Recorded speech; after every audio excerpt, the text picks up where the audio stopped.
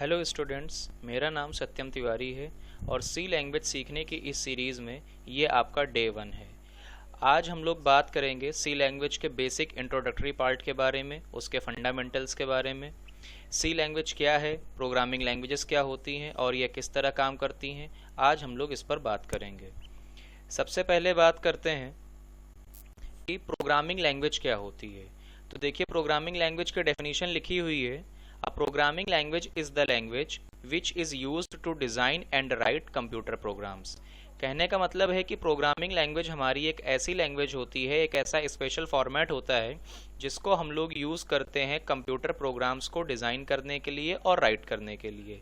हमारे कंप्यूटर के सॉफ्टवेयर्स को डिज़ाइन करने के लिए और उन्हें तैयार करने के लिए हम लोग प्रोग्रामिंग लैंग्वेजेस को यूज़ करते हैं। उसके बाद अगला पॉइंट है टाइप्स ऑफ प्रोग्रामिंग लैंग्वेजेस, यानी प्रोग्रामिंग लैंग्वेजेस कितने प्रकार की होती हैं। प्रोग्रामिंग लैंग्वेजेस को कई सारी कैटेगरीज में बांटा गया है, पर फिलहाल यहाँ पर हम दो टाइप्स के बारे में बात करेंगे। There are mainly two types of programming languages. First one is known as procedure oriented programming and second one is known as object oriented programming. Procedure oriented programming हमारी ऐसी प्रोग्रामिंग होती है जिसमें हमारा सारा कार्य एक पर्टिकुलर प्रोसीजर के तहत पूरा किया जाता है।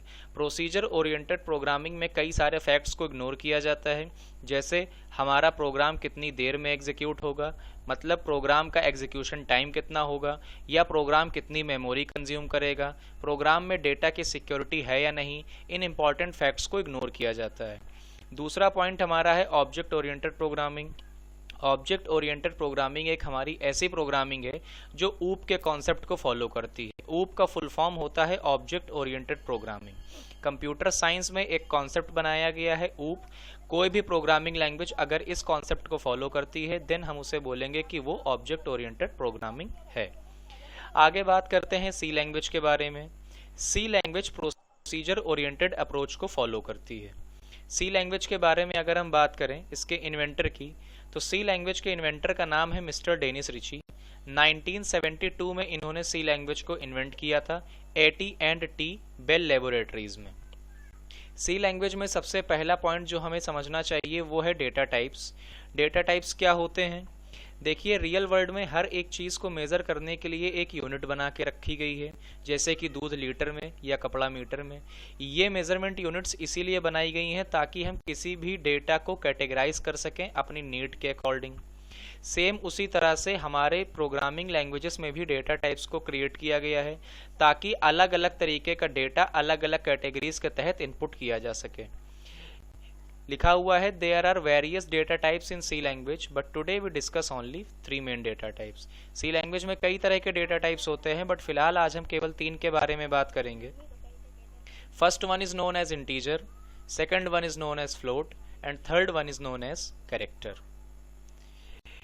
इंटीजर डेटा टाइप को रिप्रेजेंट करने के लिए इंट कीवर्ड यूज किया जाता है। फ्लोट डेटा टाइप को रिप्रेजेंट करने के लिए फ्लोट कीवर्ड यूज किया जाता है और कैरेक्टर डेटा टाइप को रिप्रेजेंट करने के लिए कैर कीवर्ड को यूज करते हैं।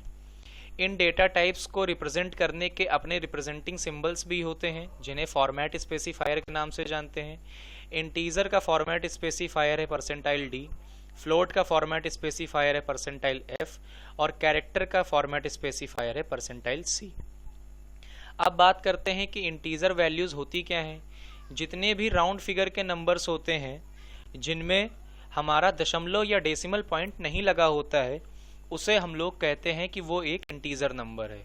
जैसे फॉर एग्जांपल 3, 5, 8, -11, -17 ये सारे इंटीजर नंबर के एग्जांपल्स हैं। इससे फ़र्क नहीं पड़ता कि आपका नंबर पॉजिटिव है या नेगेटिव है। अगर आपके नंबर में दशमलव नहीं लगा है तो वो नंबर इंटीजर होगा। फ्लोट के बारे में बात करें तो जिन संख्याओं में दशमलव लगा होता है उन्हें हम फ्लोट वैल्यूज के नाम से जानते हैं। Doesn't matter either positive either negative, but अगर वैल्यू पॉइंट कंटेन कर रही है देन वो वैल्यू हमारी फ्लोट कहलाएगी। कैरेक्टर वैल्यूज क्या होती हैं? कैरेक्टर वैल्यूज जैसे नॉर्मल हमारा A, B, C, Z, X, Y वगैरह वगैरह, सी लैंग्वेज में कैरेक्टर वैल्यूज को सिंगल कोट्स में एनक्लोज करके लिखा जाता है। डेटा टाइप्स के बाद आगे बात करते हैं इन डेटा टाइप्स के साइज के बारे में। डेटा टाइप्स के साइज का मतलब है कि जब हम किसी भी वैल्यू को इनपुट करेंगे तो वो डेटा मेमोरी में कितना स्पेस कंज्यूम करेगा। अगर हम इंटीजर वैल्यूज़ के बारे में बात करें तो इंटीजर वैल्यू 2 बाइट का मेमोरी स्पेस कंटेन करते हैं। फ्लोट के बारे में बात करें तो फ्लोट वैल्यूज़ 4 बाइट का मेमोरी स्पेस कंज्यूम करती हैं, जबकि कैरेक्टर केवल और केवल 1 बाइट का मेमोरी स्पेस कंज्यूम करेगा। इन डेटा टाइप्स को आपस में ऑपरेट करने के कुछ रूल्स भी होते हैं। जैसे कि पहला रूल कहता है अगर कोई दो इंटीजर वैल्यूज़ को आपस में ऑपरेट किया गया तो उनका रिजल्टेंट हमेशा एक इंटीजर वैल्यू ही होगा। जैसे for example if we write 2 + 2 then your resultant will be 4। Second rule is अगर हम एक इंटीजर वैल्यू और एक फ्लोट वैल्यू को आपस में ऑपरेट करते हैं देन आपका रिजल्टेंट एक फ्लोट वैल्यू होगी। जैसे for example 2 + 2.0 then your resultant will be 4.0। Third rule is अगर हम फ्लोट और फ्लोट को आपस में ऑपरेट करते हैं तब भी आपका रिजल्ट एक फ्लोट वैल्यू ही होगा। जैसे 4.0 - 2.0 करने पर आपका रिजल्ट आएगा 2.0। इसके बाद हम लोग आगे बात करते हैं वेरिएबल डिक्लेरेशन के बारे में। वेरिएबल डिक्लेरेशन क्या चीज़ है? देखिए, डिक्लेरेशन का मतलब आप सभी को पता है, किसी भी चीज़ को डिक्लेयर करना। वेरिएबल का मतलब क्या है? किसी भी वैल्यू को अगर हम कंप्यूटर की मेमोरी में स्टोर कराना चाहते हैं तो उसके लिए हमें कंप्यूटर की मेमोरी में वेरिएबल क्रिएट करना होता है। वही चीज़ देखिए यहाँ पर लिखी हुई है, when we want to store any value in our program we have to create a variable in our computer memory. नीचे इसका एग्जाम्पल भी दिया हुआ है, जैसे for example if we write integer space m and semicolon. यहाँ पर m एक वेरिएबल है। कैसा वेरिएबल है? जो इंटीजर टाइप की वैल्यू को स्टोर करेगा। किसी भी वेरिएबल के नाम के पहले उसका डेटा टाइप या उसका स्टोरेज टाइप लिखा जाता है, जो कि ये इंडिकेट करता है कि ये वैल्यू किस टाइप की वैल्यू को स्टोर करेगी। जैसे for example if we write integer m then here m is a variable which can store an integer type of value. Suppose if we write float z then here z is a variable which can store a float type of value। तो ये हमारे सी language के कुछ basic points हैं, जैसे कि programming language क्या है, प्रोग्रामिंग लैंग्वेजेस कितने टाइप की होती हैं, इसके इन्वेंटर, डेटा टाइप्स के साइज वगैरह के बारे में एक बेसिक सी जानकारी है। देखिए, ये सी लैंग्वेज की कोई डिटेल्ड क्लास नहीं है, इस बारे में ये केवल एक हल्का सा ओवरव्यू है आपको सी लैंग्वेज के कॉन्सेप्ट्स को समझाने के लिए।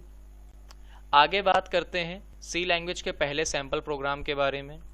जैसा कि देखिए यहाँ पर लिखा हुआ है #include stdio.h and conio.h and so on.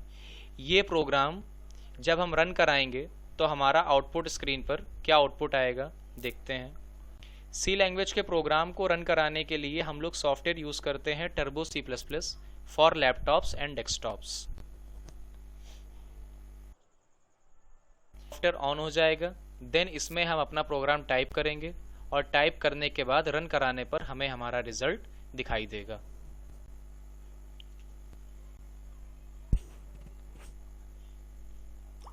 ये देखिए, ये हमारा प्रोग्राम है #include stdio.h #include conio.h void main then printf then getch and body close। इसमें अगर हम स्टार्टिंग की दो लाइंस के बारे में बात करें #include stdio.h और #include conio.h के बारे में, तो ये दोनों लाइंस हमारी हेडर फाइल्स आती हैं। हेडर फाइल्स सी लैंग्वेज में बहुत ही इंपॉर्टेंस रखती हैं। आपके प्रोग्राम में जो भी फंक्शन यूज़ किए गए हैं वो फंक्शंस क्या फंक्शनिंग करेंगे और कैसे फंक्शनिंग करेंगे, इसकी जानकारी आपकी हेडर फाइल्स के अंदर होती है। उसके बाद आता है मेन फंक्शन। मेन फंक्शन को हम लोग सोल ऑफ सी लैंग्वेज भी बोलते हैं। मेन फंक्शन हमारा सी लैंग्वेज का सबसे इंपॉर्टेंट फंक्शन होता है। हमारे प्रोग्राम की सारी कोडिंग मेन फंक्शन के अंदर ही लिखी जाती है। उसके बाद हमने यहाँ पर लिखा हुआ है printf और इन्वर्टेड कॉमा के अंदर वेलकम। printf हमारा एक ऐसा फंक्शन है जो किसी भी डेटा को आउटपुट स्क्रीन पर प्रिंट करा देता है।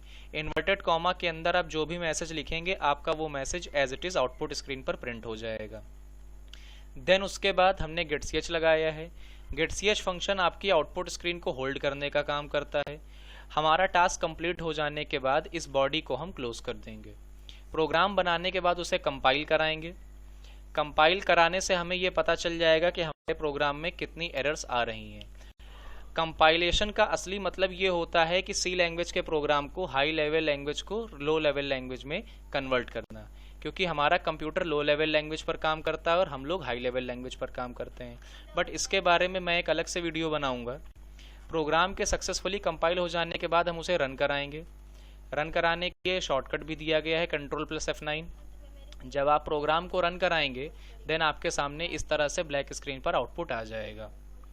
तो ये हमारा प्रोग्राम था वेलकम प्रिंट कराने के लिए, ये हमारा आउटपुट आ गया है। इस तरह से अगर आप चाहें तो अपने डेस्कटॉप या लैपटॉप में टर्बो C++ सॉफ्टवेयर इंस्टॉल करके उसमें अपने प्रोग्राम्स को रन करा सकते हैं। अगर आपके पास लैपटॉप या डेस्कटॉप की सुविधा नहीं है देन उसके लिए मैं आपको एंड्रॉयड फ़ोन के लिए भी ऐप बता देता हूँ। एंड्रॉयड फ़ोन में आप सी कोडिंग नाम का ऐप इंस्टॉल कर लें और उसमें भी आप इस सेम प्रोग्राम को चलाकर देख सकते हैं। आपको ऐप का लिंक डिस्क्रिप्शन में मिल जाएगा। उम्मीद करता हूँ कि आपको ये वीडियो पसंद आया होगा। अगर पसंद आया है तो इस सीरीज़ को आगे जारी रखने के लिए कमेंट करें। Thank you, bye bye.